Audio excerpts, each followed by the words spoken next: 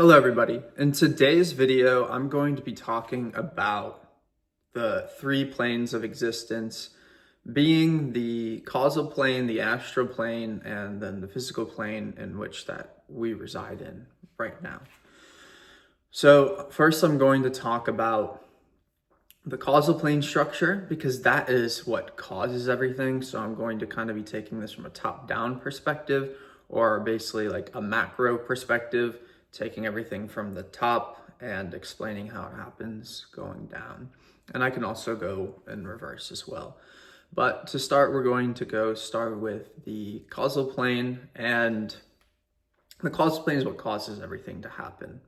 And so here, the movements are more, so let's say like symbolic. So these stories that we hear, they're the actions that take place here on the causal plane have a trickle-down effect down to the astral and physical forms. So a way I can kind of explain this is like a dance or a movement is almost like a movement of a celestial body here on the physical plane, and the death of a causal being or a deity would be explained as the death of a physical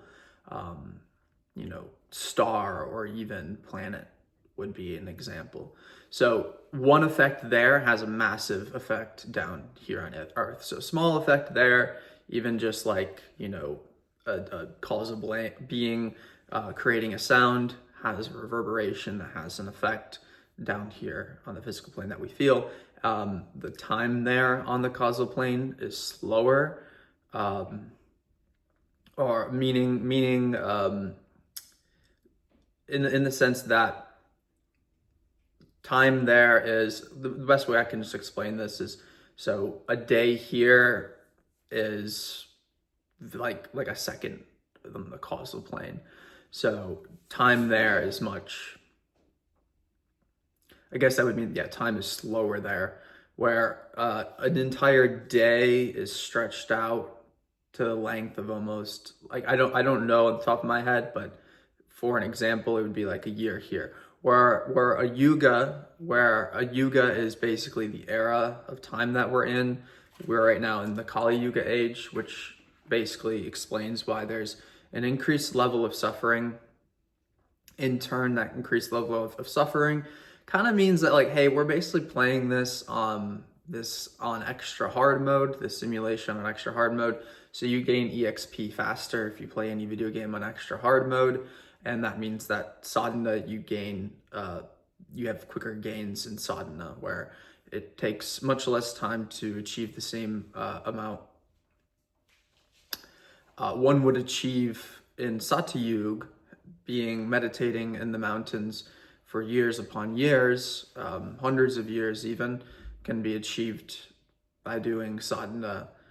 In the Kali Yuga age, it can be achieved much quicker. So it can be achieved, I don't have an exact time frame, but instead of hundreds of years, maybe just a few years instead. It's much shorter time because of the added difficulty. And also the added illusion, where it's like just accepting and realizing the deities and what they are is something that goes a long way, because the knowledge is so warped now. Where if you can imagine then, and Satyuga era, where everybody knows and understands the deities, it's like, well, that little bit of sadhana that you're doing by comparison isn't as much as what the sages are willing to sacrifice, because everything is so good in the Satyuga era, so they are actually giving up more than right now in the Kali Yuga era, where it's really not giving up too much, because there's so much of an illusion that people are living that there is no real life. And so there on the causal plane, these yugas are kind of like seasons in a sense, where the how like in the seasons for winter we're farthest away from the sun, kind of like that in the Kali Yuga age. It's like the beings are farthest away from that light, but it's a cycle. So ultimately it always comes back to the warmth, comes back to Satyug era.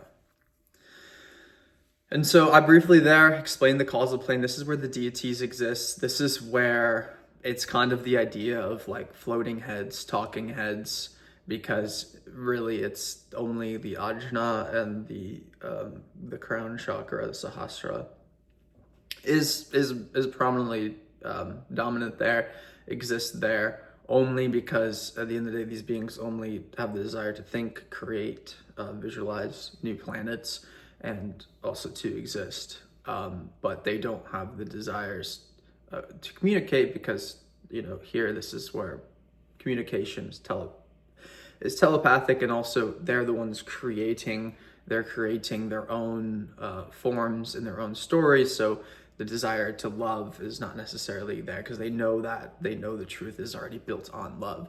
So love and truth, or the heart chakra and the Vishuddha chakra, it's not that they're completely like those, their teachings are completely absent. It's because it's the understanding that everything is built on these chakras. So the Ajna chakra and the Sahasrara chakra only exist on the causal plane, but it's with the understanding the other ones do still exist. They're just creations of the Ajna chakra, all these other ones. And so when we go down to the astral plane, this is like, the way to explain the astral plane, it's a smaller like subset of that causal plane.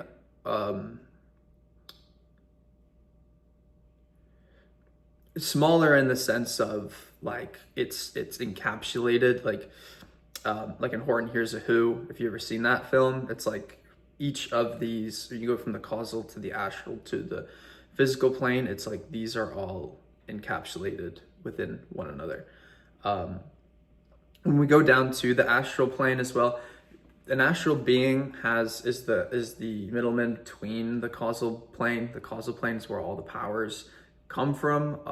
The source of creation and everything comes from. It comes from the causal plane. And in the astral plane, that's where you basically have all the forms. Once you're at your highest, because the astral plane, there's still evolution as exists in the physical plane.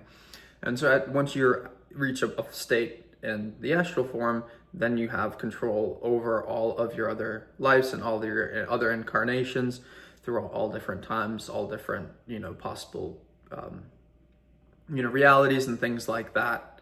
That's kind of the idea of this astral plane. Is, you lived all these lifetimes. Hey, now it's time to basically, accumulate these and become your astral self, so you can have mastery over all of your other physical forms that you have incarnated as. This will be much easier once I have a whiteboard and I'm able to kind of draw all this out. And that's why I'm explaining this first in person, and then I'll do another one in whiteboard, just to kind of show that it's much easier for me to get these ideas across once I have them drawn out.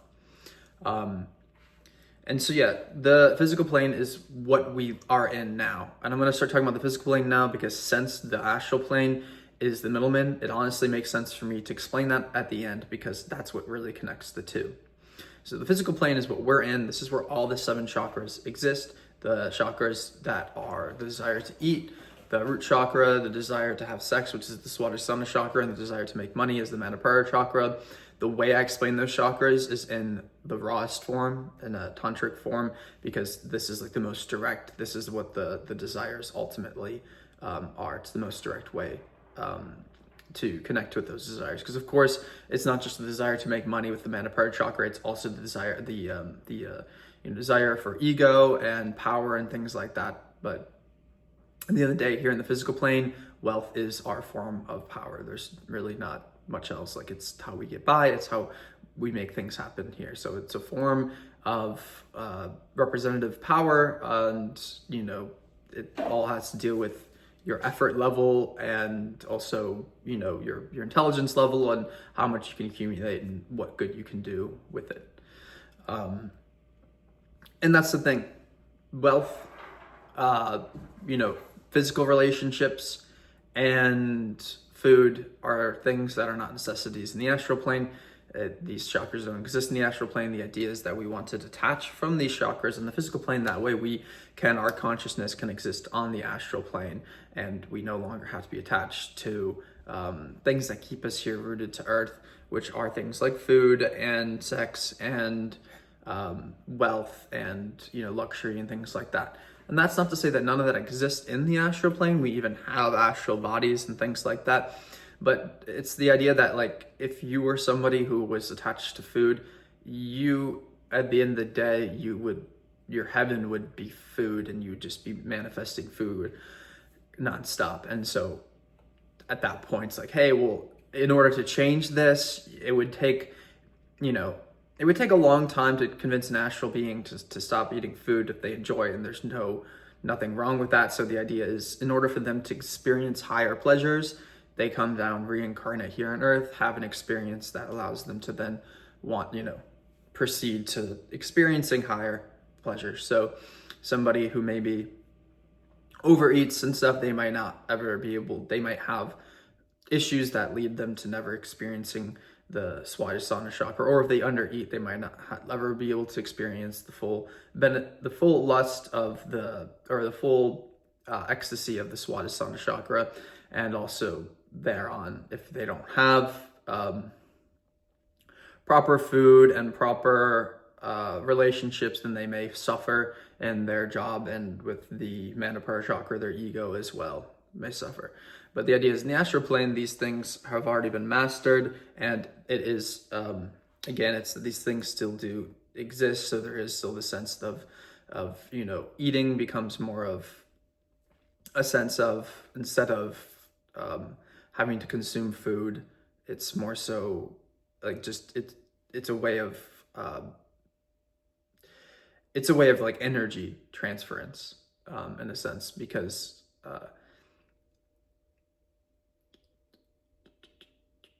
like here in the physical plane too, that's kind of what we need to understand. Like, when we eat food, we are, at the end of the day, it's life going into life. So there is a transfer of energy. So it's very important to kind of be careful when choosing what you eat, because at the end of the day, this is kind of a side note, but our natural state is a state of bliss. It's not a state of suffering, like, because the natural state is source, and that's God, and that's bliss. And if you eat certain foods that throw off that imbalance, and certain foods that come from a source of suffering, then it will increase your suffering. And so that's kind of the sense. You don't want to eat animals that have suffered, and especially animals that are complex, that have memory embedded in them, because then that suffering goes into you, and you then take on that suffering. So yes. What I was going to continue to explain is, the astral plane is basically, it's not that we're again egoless, where it's like, that's complete egolessness is oneness with God, and that realization. But on the astral plane, it's not the end after this. There's then the astral plane, and it's the root is that the ego is kind of like that wall. So it's like, that's purely going to be who you are, despite the like physical incarnation you are in. So you have a form on the astral that is truly you and truly embodies yourself, but it's unique. It's not, that's why I'm trying to explain this, because it's not all the same. Like, you have your own unique astral counterpart. It's once you jump into the causal plane, that's when things become more same. Because in the physical plane, there's a certain number of people. In the astral plane, there's a little less number of people, of souls. And then in the causal, that's when there's way less, because that's where, at the end of the day, the energy, the power is coming from these causal beings. And so that's the kind of oneness. Whoever your Ishtadevata is, that's where it's leading to you on the causal plane. And that's basically to say, that's like the super soul. So you're here on the astral plane learning, well, you're here on the physical plane, but once you're on the astral plane, you're learning all of your physical counterparts. And then once you jump off into the causal plane, and you take a causal form, such as a deity, such as Kalbhairava, then you're mastering and understanding all those forms, because there's many astral beings connected to Kalbhairava, right? And entire planets connected to Kalbhairava. So that's basically the sense there is you're then understanding all those lives and all those lifetimes. Things really open up and really branch out. And then the ultimate realization is that you are one, everything, everywhere, all at once. You are one with Source, you are one with God. And so that's the realization, the jump past the causal plane, where you become the Vishnu, the dreamer, and you basically understand, you become all the deities, and you understand all the lifetimes. And then at that point, it's like beyond creating, these causal beings create planets, but then you become this Vishnu type, and you create entire universes, and you stabilize and maintain universes at this point.